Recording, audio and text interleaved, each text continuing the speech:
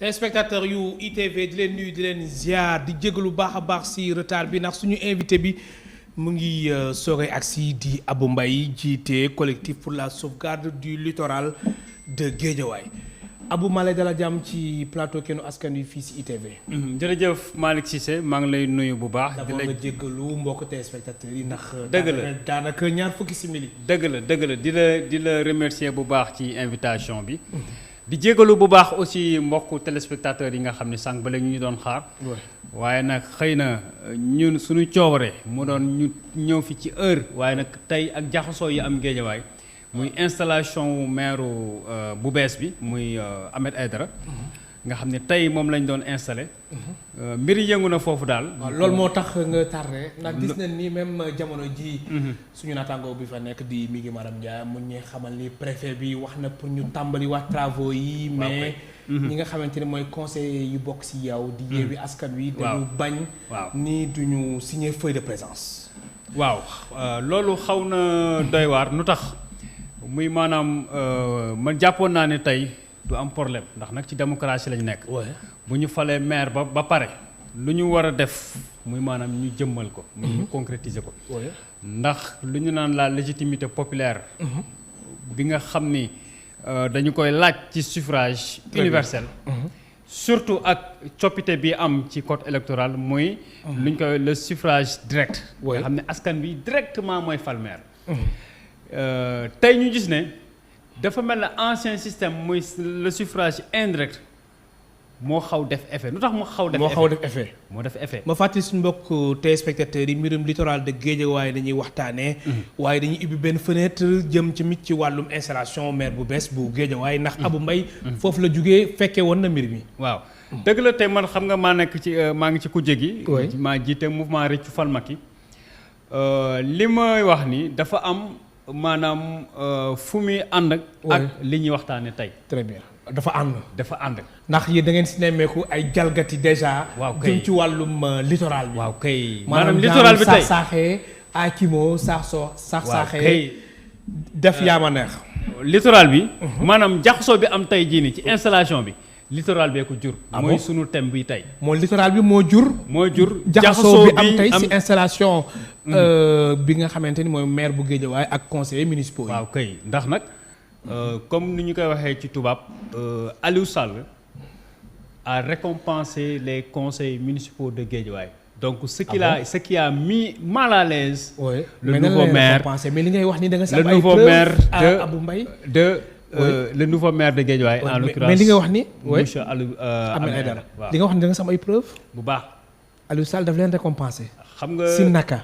ak yéen si lan nga basé wu ba ni Aliou Sall dafa am ay conseillers yu mu récompensé jëm ci wàllum littoral bi.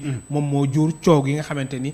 nemmeeku nañ ko fa te jamono ji ca Guédiawaye. waaw kay donc boo fàttali ko Aliou Sall ba muy falu. 2014 dafa falu woon ci ancien maanaam mode d'élection des maires bi muy nga xam ne moment boobu temps yooyu noonu dañuy fal ay conseillers ba pare bu ñu falee conseil seen biir.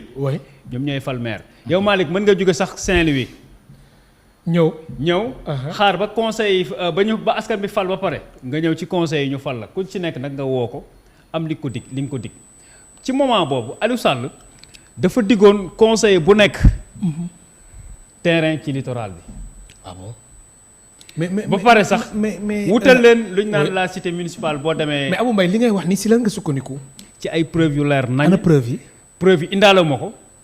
da nga am ay preuves mais j'ai des preuves tangibles yoo xam ni donc lii su ma ko njortoon dama koy indaale pour askan bi surtout askanu Guédiawaye. ñaata conseiller xam li xew. ñaata conseiller maanaam conseil yu Benno Bokk Yaakaar ñu dem ba ci ñu dem sax léegi génn sax conseil de la ville mu am benn kuréel bi nga xam ne dañ ko tuddee ni ñu koy waxatee collectif des agents municipaux. fii il faut que ma taxaw ci tuuti leeral askan bi. oui ndax yow boo déggee agent municipal Malick yow la ngay xalaat. muy ki liggéeyee maire yi ki nga xam ne c'est un fonctionnaire.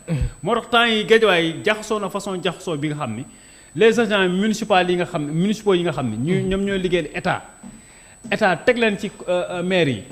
ñooñu dañoo génn woo ma na ma Abou man ko waaw ñu ni ma ñun am nañ problème ma leen ban problème ñu ni ñun gis ñu terrain laalu ñu terrain. waaye nit ñi ñu ngi def collectif naan les agents municipaux te loolu agent municipal collectif boobu noonu tuddee boppam le collectif des agents municipaux de Guédiawaye ay conseils municipaux lañ ay politiciens duñu ay agents municipaux ay politiciens lañ ay politiciens lañ léegi nag mu ëmb 5 communes yi muy Ndiarème Limamoulaye muy Sam Notaire muy Gounass muy Wakhinane Nimzatt muy Golf mais loolu nan la indee coow ak li xew tey voilà ni mu indee coow li xew tey muy ñooñu tey lan moom mooy seen rôle ci installation bureau bi muy tey jii nii Aliou Sall fexe na ba mu am benn majorité même amee toog na moom mooy sànq li ma la wax mais il est mal à l'aise maanaam voilà ndax tey daal toog na jiitu na mais waaw conseil yi ñu si ëpp nekkuñ si moom loolu nga bëgg wax maanaam ñee ñoo majorité te ñee nan lañ majoritaire muy teere yi ñeen joxoon ñu ci bëri dañoo bàyyi seen i parti mujj ànd ak Benno Bokk Yaakaar. Ah bon voilà loolu yëpp kan la xew. donc yooyu kan la leen jox terrain bi ak kañ la xew. yooyu kañ la xew. oui muy ni ñu koy waxatee. ban période ci diggante 2020 ak début 2021 ñenn rek ba léegi ñoo jotagul seen i terrain mooy ci collectif boobu noonu ma lay wax. muy waa Wakhinane Nimzatt. ñoo ci jotagul. ñoo si jotagul waaw conseil yu Wakhinane Nimzatt. ñoom ñoo jotagul seen conseil. très bien alors yow ba ngay jógee foofu lay si installation. maire bi ak conseils municipaux yi. tension bi jugoon na fa ñëw suspendre travaux yi. naka noonu ñu préfet demandé ñu reprendre ko waaye. comme lu ma ko waxee woon sànq ñi nga xamante ni ñooy conseils municipaux yu nekk si Yewwi Askan Wi. ni duñu signer feuille de présence bi. jàpp nga ni travaux yi dina wëyee nii wala même sax su wëyee. foofu gestion wu amee ay dara. du nekk lu yomb dina metti trop si moom. waaw man jàpp naa ne travaux yi déjà tension am na. tension am na mais tension bi ñun njortoon nañ ko ñun ñi nga xam ne maanaam am nañ benn lecture. ñun njortoon nañ ko. xamoon nañ ni peut-être que ne bi ñuy def passation de service. oui donc maire muy l'ancien maire le maire sortant ñoom ñaar saafonte nañ. ba indi jàmm ci ñoom ñaar. oui nuyonte ku ci nekk ba amet baalu ko àq. donc jàppoon naa ne tey jii nii bu ñuy installé waru woon am def ay yenn mbir yi mais maanaam Aliou Sall bu doon dafa nekk ki nga xam ni il est élégant dafa naan conseiller mi kat jàppale leen diw ndax diw mooy doomu Géejawaay. mais maa ngi dem waaye dinaa démarche bi daal nga rafetluwul. rafetlu ma ko ndax nag foo xam ne dëkkoo fa. yow waa moo la wax dëkku fa nag yow tamit. kii dëkku fa Aliou Sall dëkku fa. mais moo nekkoon maire Guédiawaye ah. waaw mais moo tax. mais lu tax ngeen fal ko. loolu nag la ñuy da ngeen ko faloon. waaw mooy sànq li ma la ba pare nga ni dëkku fa. xam nga mooy sànq li ma la xam nga Malick muy ancien ni ñu ko waxee mode d'élection. mode d'élection bi passé. boobu gis nga boobu. tànk mu ngi fa. maanaam nit mën na jógee sax Paris ñëw nekk foofu maire. nekk Guédiawaye maire wala ma dem Saint-Louis nekk fa maire Saint-Louis sax kon fa laa dëkk ndax samay parents fa lañ jógee. mu nekk lu am solo ma fàttali suñu mbokk téléspectateurs yi ñu ngi dalal Abou Mbaye jiite collectif pour la sauvegarde du littoral de Guédiawaye alors Abou. déjà da ngeen sonné alerte. ngeen ni maire bu bees bu Guédiawaye. na rectifier nu mu gën a gaaw. yéen li ngeen nemmeeku ci littoral bi. te ngeen ni dafa am saax-saaxee bradage foncier bu doy waar. bi nga xamante ni moom moo fa am moo tax ngeen interpellé. waaw maire bi alors mbir mi nan la tëddee. waaw xam nga Malick muy Ahmed Aïdara ni mu nekkee maire. combat wu littoral bi bokk na ci. maanaam ñun dañu jàppoon ne pour ñu saafara combat wu littoral bi fokk doomu Géejawaay yi. daal di nekk maire. nekk maire de la ville. te yemul sax ci Ahmed Aïdara ak Khadija Mahécor Diouf moom tamit interpellé ngeen ko. bu baax ak interpellé nañ ko parce que boo xoolee boo fàttali ko. le 15 décembre 2018. mouvement Rëccu Falmaki ak mouvement wu Ahmed Aïdara bu mooy kii Géejawaay laa bokk ak vision Géejawaay ñetti kuréel yooyu dañoo lëkkaloo woon. daal di organiser benn marche ngir nit ñi. ngir état du Sénégal muy le président de la République Macky Sall saafara. maanaam mbirum littoral bi. ci ginnaaw loolu ñun ñu wéyal suñu xeex. muy dans le cadre du collectif pour la sauvegarde du littoral de Guédiawaye. ba le 12 juin 2019. le président de la République. bind ma man badaaxal. comme man maay la personne morale. ci biir badaaxal bi gannaaw ba mu ñu jaajëfalee ci suñu combat nañu moom dinañu jàppale ngir ñu sauvegarder littoral de Guédiawaye ba ne sax dinañu envoyé ministre bi nga xam ne moo yor environnement bi ngir ñun ñu waxtaan ak moom ñu la lañ bëgg ci ginnaaw loolu kat ñun ñu toog waxtaan ak kilifa yi nga xam ni ñoo yor yenn gox-goxaan yi ma ne leen kat man li ma bëgg muy ñu renouveler la bande des filao ndax 50 ans lay am te bañ ko fiy def muy temps colonisation la ba ko colon yi defee le régime PS bi fi nekk toogoon en 1990 dañoo consacrer la bande verte à une forêt classée Abdoulaye Wade ñëwaat en 2001 mu génn le code environnemental oui ci code environnemental boobu mu consolider li waa PS waxoon maanaam c'est une forêt encore une fois classée kenn waru fa tabax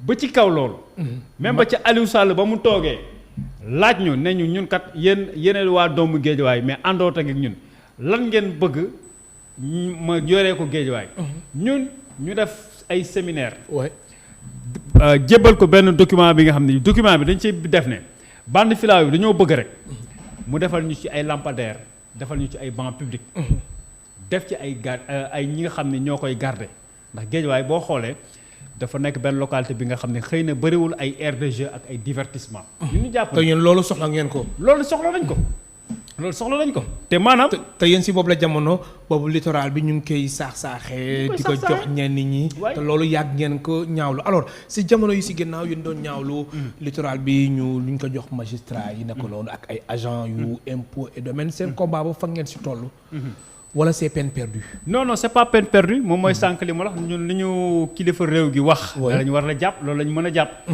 parfois sax ñenn ñi naan ma non Abou seen combat bi est-ce que pertoo leen ko parce que am na ñoo xam ni jot nañ kayit ma ne déet kilifa réew mi li ma wax ndax combat bi tey fii dafa toll ba toll ci au sommet la toll ndax bu ñu demee ba nga xam ni tey jii nii tollatuñu ci ay affaire ay marche ak yooyu noonu mais ban étape lañ ci toll muy kilifa réew mi moo wax ne vraiment littoral lu Guédiawaye daf koy sauvegarder ku fa am terrain ñàkk nga ba moo tax sax gars yi bu ñu lay jaay duñ la jaay leen li nga xam ni foofu littoral bi jar na 50 millions mais bu ñu ko jaayee ci benn prix bi rek xamal ne dañ la ko jaay ci jaayum ñàkk pexe ndax ñu xam nañ ni terrain yooyu noonu kuñ ko jaay tamit wóorul un jour ou l'autre mën nga ko perte mais li ngay wax ni Aliou Sall xam na ko te yéen da ngeen koy accusé que ni dafa octroyé lu mat si ñetti téeméeri terrain ak ñaar fukk 320 terrain jox ko ay conseillers municipaux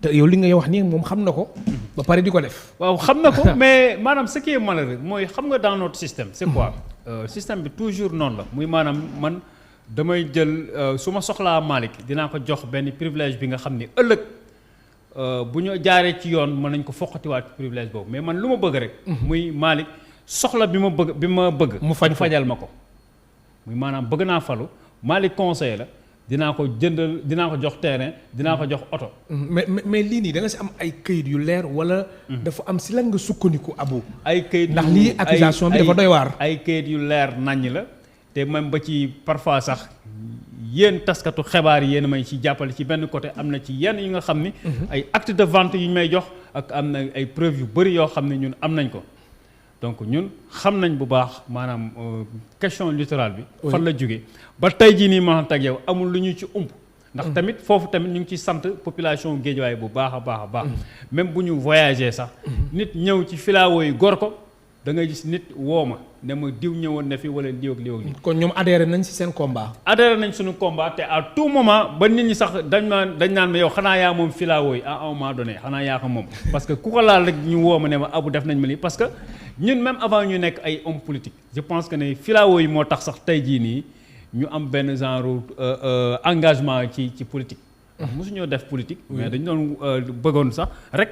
maanaam aar suñu gox aar gàncax gi daal di commencé ci collectif pour la sauvegarde du littoral de Guédiawaye ba am ci ay jafe-jafe ak justice ndax nit ñi bëggoon nañu maanaam ñu bàyyi xeex bi ñuy xeex gannaaw bu ñu diggee lépp ndax littoral de Guédiawaye nag Malick mooy mbir bi nga xam ne tey jii ni yow sax mënoon nga ñëw créer benn mouvement du mot weer ñu woo la jox la ñu lay jox na la bàyyil mouvement boobu. ñun nag 2016 ba léegi kon da nga bëgg wax ne yow depuis 2016 ba léegi ñu ngi topp sa ginnaaw ngir nga mën a bàyyi combat bi. mais mbir mi antuwul. waaw mais absolument Malick absolument depuis 2016 ba tey jii nii nit ñi. waa Guédiawaye xam nañ bu baax lan la proposé xam nañ bu baax. dafa am lu la proposé. dañ lay proposer terrain comme lan lu la proposé. dañ lay proposer terrain. dañ lay proposer ñan ñoo la ko proposé. c'est-à-dire que xam nga en fait ce qui est important ci littoral de Guédiawaye ku xalaat ne politiciens yi kese la. ah bon nax nga sa bopp c'est-à-dire que c'est un lobby organisé dafa am ay hommes d'affaires. ñu ci biir. dafa am ay hommes d'affaires. oui am ay hommes politiques. am maanaam même les kii nu ñu koy waxatee les agents administratifs là. oui defal portable mooy ñi nga xam ne defal portable silencieux. mooy ma fàttali suñu mbokk téléspectateurs yi ñu ngi dalal Abou Mbaye jiite collectif pour la sauvegarde du littoral de Guédiawaye ñuy waxtaanee lépp lu jëm ci wàllum bande filao yi littoral de Guédiawaye ndax seen kuréel boobule. dafa jàpp ni ñu ngi saaxee boobule littoral te ñoom dañuy sàkku ni gouvernement bi wala état wu Sénégal naka noonu tamit maire bu bees bu Guédiawaye di Ahmed Aïdara mu jël si ay matukaay yu am solo. laata mbir mi di jéggi dayoo ma bàyyi la nga àggali sa explication Abou Mbaye. voilà ma ne maanaam xam nga muy ba ci préfet. muy commissaire. ñooñu ci gox lu ñu fa def te jaarul yoon. mu jàll rek am nañ ci wàll. am nañ ci wàll. parce que ñun yàgg nañ interpeller le préfet. ne ko na wax ci littoral de Guédiawaye. mais du ci yéey du ci yàbbi. ah bon. kon am na leen li nga xam ne tey jii nii. kon da nga bëgg wax mbir bi daal ñu si dugg dafa bari. yi nga gis nit ñëw agresser l'environnement ci kanamu police ndax police ak littoral de Guédiawaye fu mu nekkee sorantewul. muy police Wakhinane Nimzatt. mais nga gis il le fait à l'aise. te bande filao dafa baax ci érosion côtière quand même. mais bien entendu. oui mais Malick li may yàgg wax rek muy lan muy à 60 ans en avant sunuy parents yi nga xam ne ñoom ñoo doon dund fii bu ñu xalaatee ne 60 ans après sunuy njaboot dinañ soxla ay filao. ndax géej gi bañ leen song nañ leen defal filao yi. fexe ñun ñu ñëw fekk ko fi. li ñuy wax barré avancé. voilà avancé de la mer mais ñun ñu ñëw fekk ko fi ñun suñu warugar lan la muy filao yooyu noonu. ñu toppatoo leen ba ñun suñuy njaboot.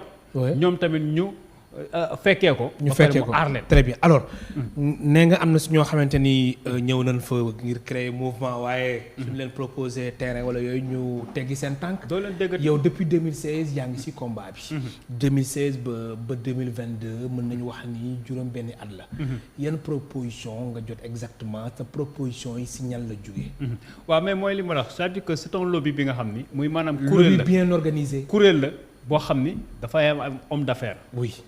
ay politique am ay politique am ñoo xam ne tamit mooy kilifa gox-goxaan bi mooy ñooñu moom laa la wax sànq ma ne la ci gox mënuñu fa def lenn li nga xam ni préfet àndu fa wala commissaire bi àndu ci lenn bu fa amee rek ci gox jàppal nañ ñoom dañ cee ànd moo tax loolu nga jàpp donc lii c'est des propos plausibles li ma la wax nii maanaam dama ci am lu mu wóor bu baax ndax nag tey jii nii man dama jàpp ne ñun chance la pour ñu am littoral de Guédiawaye ndax man de nee naa bu ñu demee ba dem ba nga xam ni urgence la pour filao yi dem wala urgence la pour benn partie littoral de Guédiawaye bi ñu dindi ko pour ay tabax nañ fa tabax leen li nga xam ne askan bi yëpp dañu ciy am soxla. muy lan muy lu ñu naan projet d'intérêt public ndax nag tey jii nii boo xoolee dans la commune de Wakhinane Nimzatt. oui.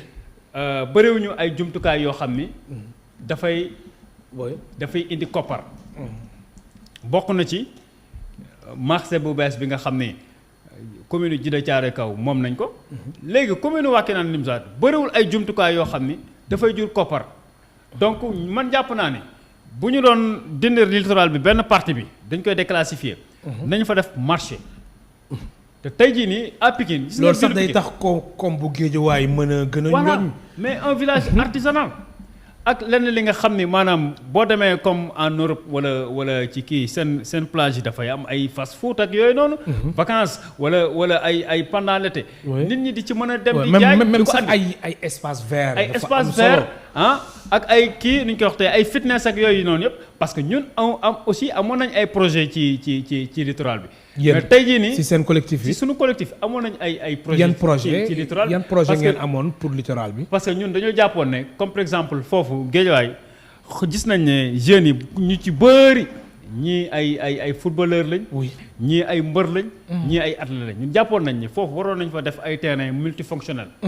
bu ñu fa defee multifonctionnel ñu def fa ay espace yoo xam ne tamit maanaam day mel ne comme ay cabane yoo xam ne dañ koy louer mu am ay genre kii yi nga xam ne ay restaurant yoo xam ni loolu municipalité bi daf ciy am wàll ndax day fay ay kii patente. comprendre nga donc loolu bu ñu ko defoon ak aussi ñu amoon benn projet boo xam ne dañuy former ay jeunes yoo xam ni comme gis nañ ni en période d'été. muy nawet bu ñëwee. day bëri ay noyades ñuy former ay jeunes. ñoo xam ne ñoom dañuy circuler ci plage bi léegi kii bu demee. def benn tour ñëw toog keneen ki dem ñooñu ñu leen di fay donc yooyu noonu c'est des projets yoo xam ni. mën na dundal gox. encore une fois aussi. boo xoolee Guédiawaye habitant wu Guédiawaye ñooy dundal ville Pikine. Guédiawaye ville Guédiawaye ndax lenn naa la ko xamal muy marché au poisson fu mu nekk Pikine la nekk. syndicat fu mu nekk Pikine la nekk. Seras fu mu nekk Pikine la nekk marché Zeng fu mu nekk Pikine la nekk te ku ci jóg. te askanu Guédiawaye surtout jigéen ñi ku ci jóg ci bërëb yooyu noonu ma tudd la ñuy jëm. donc loolu di fa daan seen doole. di fa daan seen doole. donc loolu bu ñu ko jëloon amal ko Guédiawaye. maanaam ñu am benn Seras am marché au poisson. mais c'est bien possible. très bien alors la ngeen di xaar juste rek pour terminer ndax daanaka simili yi jeex na. Abou Mbaye la ngeen si xaar si équipe municipale bu bees bi jëm ci wàllum littoral bu Guédiawaye ndax yéen tamit.